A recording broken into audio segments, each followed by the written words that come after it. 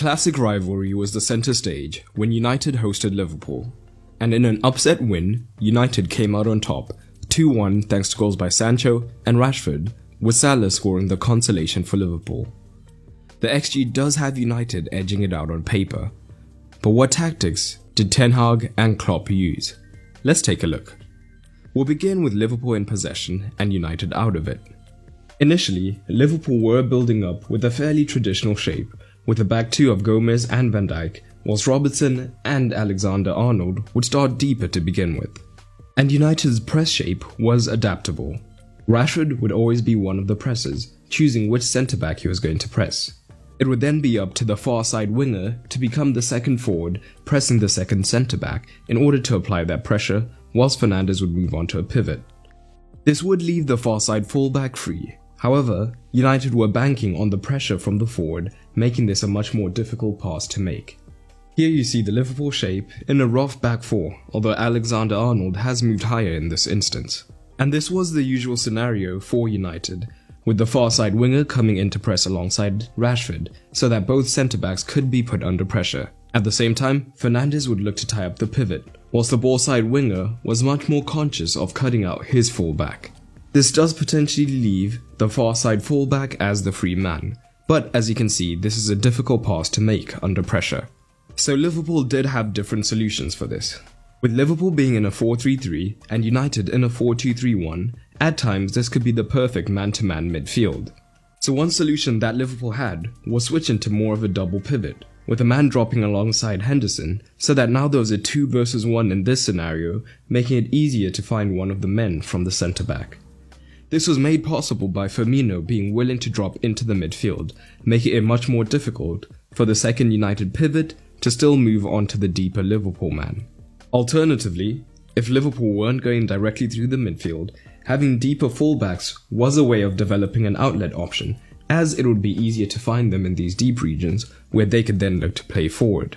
But one thing we also did see was Liverpool temporarily switching to more of a back three, with one of the fullbacks, usually Robertson, becoming the deeper of the two fullbacks, allowing Trent higher up, either wide or into the midfield.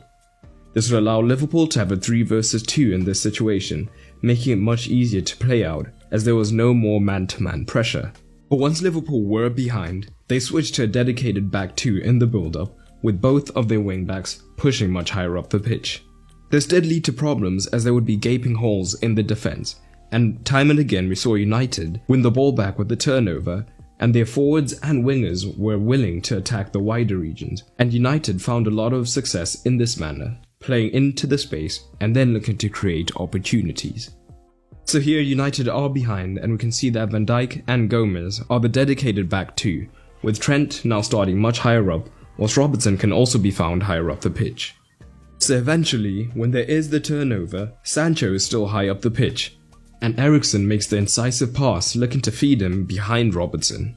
Robertson, who had been high, is still out of position. This allows Sancho to then look to feed in Rashford, which leads to a decent opportunity that is well blocked.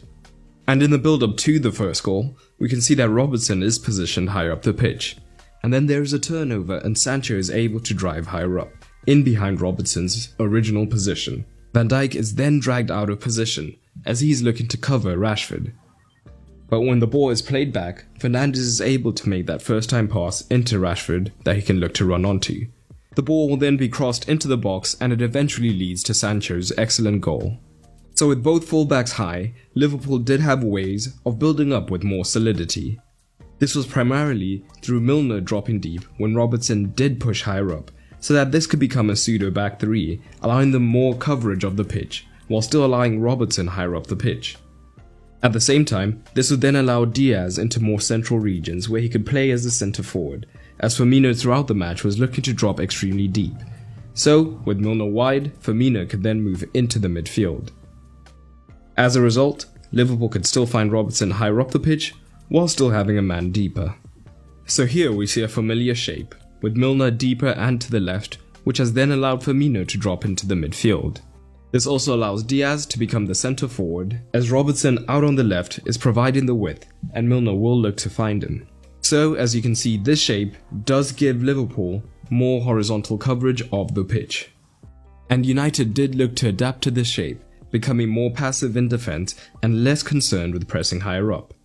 So Rashford would often be the sole centre forward, while Sancho and Elanga were defending narrower. More as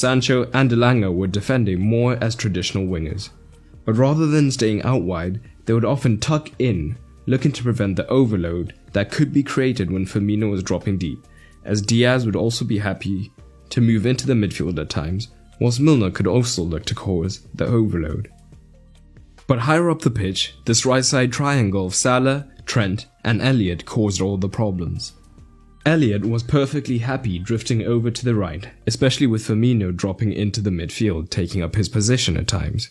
This would mean that often Liverpool had 3 versus 2 situations out wide. So, if Salah stayed wide, tying up the fullback, and a United winger was on the fullback, Elliott could often find space in these pockets. But what we also saw a lot of was Salah then looking to move in central, which would draw in the fullback, meaning that Elliott could then receive an acres of space in this region and either look to drive forward to then have a shot or look to cross into the box. But for the most part it was to no avail. So that was some of what Liverpool looked to do on the ball, and United did have very little of it, but still, let's touch on their tactics in possession. In many ways, being the team expected to play on the back foot suited United as it hid their frailties in possession. De Gea, rather than being forced to look for risky short passes, was happy to go long from the outset, although again his long distribution was not the best. But still, it reduced the odds of making a fatal error. By going long, it also meant that there was less pressure on a single pivot to do all of the progression as we have seen before in United's first 2 matches, as when the opposition did press the single pivot, the whole attacking play would break down. But when United did have the ball higher up the pitch, as always, Liverpool were looking to press. And their front 3 would all be involved in the press, but more pertinently, a midfielder was always willing to join in. Initially, they would use their cover shadow to prevent a ball into the midfield, and once that pass was cut out, they would then press one of the centre backs, allowing the second forward to press the other one, so at times it looked like a 4 versus 4 press. Either way, it was effective at getting United to play backwards and then go long, giving away the ball. So here, Liverpool are initially pressing with their front 3, who can all pick up a different man. And Milner and Elliott were so effective in this role at initially covering in the midfield and then looking to spring forward. So you can see Milner's cover shadow prevented the ball into McTominay, so now the ball is forced wide. And at times this is what Liverpool's front pressing shape would look like, so it could be a 4-2-4. Allowing them to apply optimal pressure. And as discussed, one way United did deal with this was by playing with the traditional double pivot at times, and Fernandez's presence here would discourage too many midfielders from pressing at once, so if one man was looking to press, one of the double pivots could be found to then move higher up the pitch. But this aggressive pressing shape from Liverpool was not without consequence. Both Diaz and Salah tended to remain high as they were looking to press and be in positions ready to transition. This would naturally mean that both Robertson and Trent could become isolated against their respective winger. In this match, Liverpool's midfield was not the most mobile at looking to cover across, so we did see situations where United were able to isolate a man, usually against Trent, where they could then look to run at him and get crosses into the box, and United did have some success in this manner. And overall, it was a largely positive match for United, showing a lot of energy and being successful in unsettling Liverpool.